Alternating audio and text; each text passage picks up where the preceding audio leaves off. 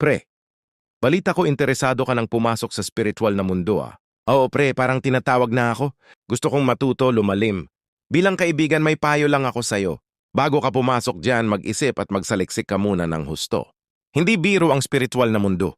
Bakit? Delikado ba talaga? Oo pre, napakadelikado niya, hindi lang sa labanan kundi pati sa pagkatao mo. Kapag hindi ka handa, pwede kang lamunin ng yabang, takot o maling paniniwala. Akala ko sapat na yung may magtuturo at maraming kaalaman. Hindi sapat yon.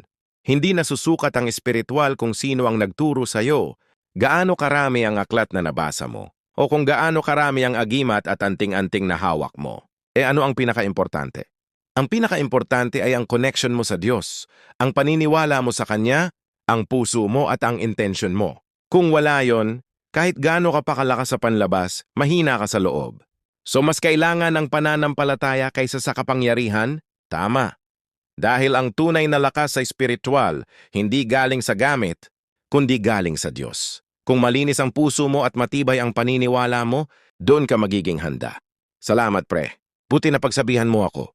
Kaya kita pinayuhan kasi kaibigan kita. Tandaan mo, hindi lahat ng pintuan sa espiritual ay dapat pasukin. Piliin mo kung saan ka lalakad at siguraduhin mong kasama mo ang Diyos sa bawat hakbang.